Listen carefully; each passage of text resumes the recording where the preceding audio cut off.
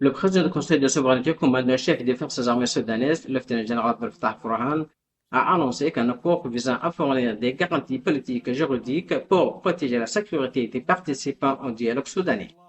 Le président du Conseil de souveraineté a affirmé que les forces armées soudanaises sont déterminées à mener à bien la libération du Soudan de l'odieuse rébellion de la paramilitaire terroriste Al-Daglo.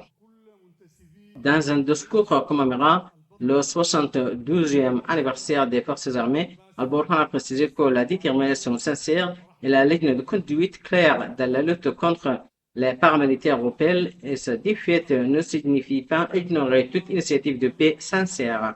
Elle a ajouté notre quête de paix est constante depuis les premiers mois de la rébellion, mais nous n'accepterons ni une paix imparfaite, ni une paix qui remette au pouvoir ou permettre aux criminels, aux meurtriers de la paramilitaire El Daglo et à leurs supporters d'y participer. Notre position est claire depuis mai 2023. La voie de la paix commence par le dépôt des armes de cette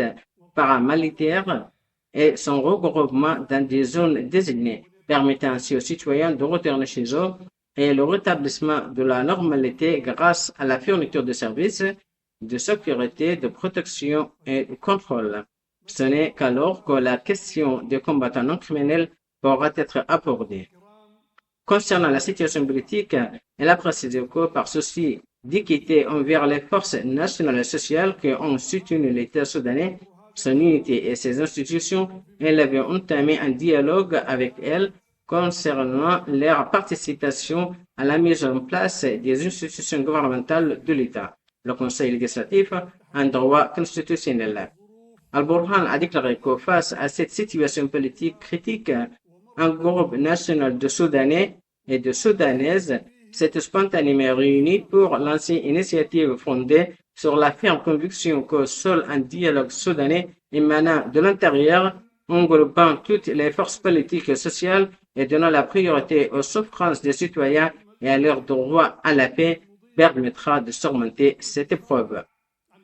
Il a ajouté que ce groupe a présenté sa vision d'un mécanisme national indépendant visant à faciliter un dialogue soudanais global en vue de parvenir à un large consensus national qui engagerait le pays sur la voie de la stabilité. Al-Burhan a souligné que ce groupe a insisté sur l'indépendance et son ouverture à tout et a demandé à l'État un ensemble de garanties nécessaires à la tenue du dialogue, facilitant la participation des partis et assurant leur sécurité. Il a indiqué avoir accepté ces garanties, insistant sur la disposition de l'État à fournir le soutien logistique nécessaire ainsi que les garanties juridiques, politiques et sécuritaires sans pour autant être l'organisateur du dialogue ni en déterminer l'ordre du jour ou les résultats,